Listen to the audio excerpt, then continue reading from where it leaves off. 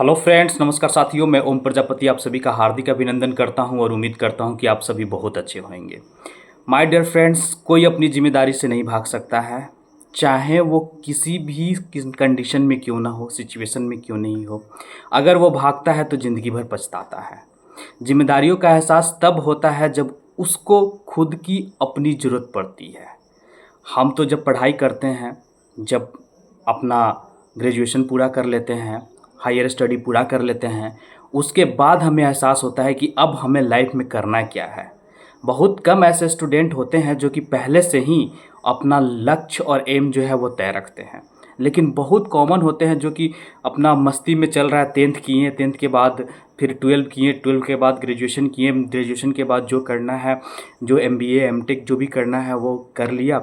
उसके बाद तब उनकी आती है असली पीरियड। वो जर्नी जब शुरू होती है, जो वो टफेस्ट पार्ट होता है एक स्टूडेंट का। उस समय उनको पता चलता है कि अरे भाई, हम कहाँ से कहाँ चले आए। अब ये जो सिचुएशन आई है, इसको टैकल कैसे करें। अगर पहले से अवेयर है, थोड़ा सा जागरूक है, तो उसकी लाइफ अपना से वो सेटल कर सकता है। लेकिन नहीं है अवेयर, तो फिर उस समय वो टफेस्ट जर्नी शुरू होती है। तब उस समय उसका जो बुद्धि है वो खुलता है, ठेस लगता है। तब वो जर्नी शुरू होता है काम का, जिम्मेदारी का, एहसास का, कि अब मुझे अर्निंग करनी है। अब मेरे ऊपर बहुत सारा जिम्मेदारी आने वाला है। मुझे शादी करनी है, शादी के बाद मुझे घर बसाना है। इनकम नहीं होगा तो फिर खुद की जो ज़रूरतें हैं वो कैसे पूरी होगी। तो ये चीज़ें होती है। तो जिम्मेदारी से जो भागता है, कब तक भागोगे, कब तक भागोगे और कहाँ तक भाग के जाओगे। और जो जिसको इस चीज़ की एहसास नहीं है तो उसकी तो बात ही अलग है।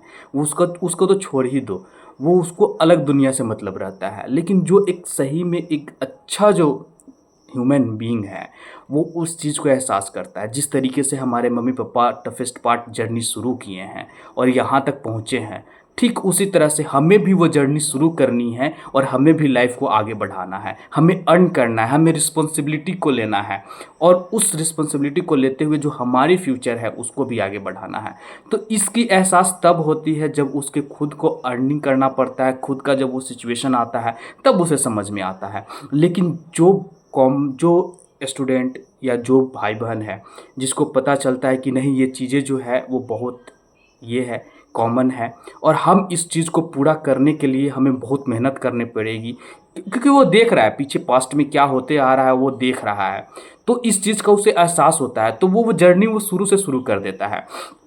तब जाके वो जैसे ही हायर स्टडी कंप्लीट करता है या फिर जो उसकी पार्ट है जो वो करना चाहता है, वहाँ वो आते आते उस मुकाम को हासिल कर लेता है। यानी कि उसकी लाइफ वो एक सेटल हो जाती है। अब वो रिस्पॉन्सिबल हो गया। आप लोग को पता होगा, जैसे कि कोई भी अगर घर में भाई बहन है, बेटा बेटी है, अगर वो अर्निंग पे चले जाते हैं, अगर अर्निंग करने लगे, यानी उसकी जिम्मेदारी आ गई, उसे समझ में आ जाता है। यानी कि पेरेंट्स भी समझ जाते हैं कि अब इसमें सूझबूझ की शक्ति आ गई है, वो समझ आ गई है। अब ये जो है ये घर संभाल सकता है, ये अच्छे तरीके से अपनी जिम्मेदारी को निभा सकता है। ये आ जाती है थिंकिंग। क्योंकि ये थिंकिंग जब आ जाती है तो पेरेंट्स भी बेफिक्र हो जाते हैं। वो समझ जाते हैं कि चलो ठीक है, कोई तो है हमें सहारा देने के लिए। तो ये चीज़ होता है। इससे कब तक भागोगे आप? एक सीमित, एक जब तक आपका जो टाइम है, स्टडी पीरियड है, जब तक है वहाँ तक ठीक है। लेकिन जब उसके आगे जब जर्नी शुरू होती है ना, तो कसम से बहुत ही टफेस्ट होती है वो जर्नी। जब आप प्रिपरेशन करते हो और जब आप फेल हो जाते हो 2-3 बार 4 बार, आप कहीं जॉब नहीं हो पाती, नहीं निकलती है, तब वो एहसास होता है कि आगे क्या होगा। मतलब बहुत सारी चीज़ें जो है मेंटली, फिजिकली और इकोनॉमिकली हमारे दिमाग में बहुत सारी चीज़ चलते रहती है।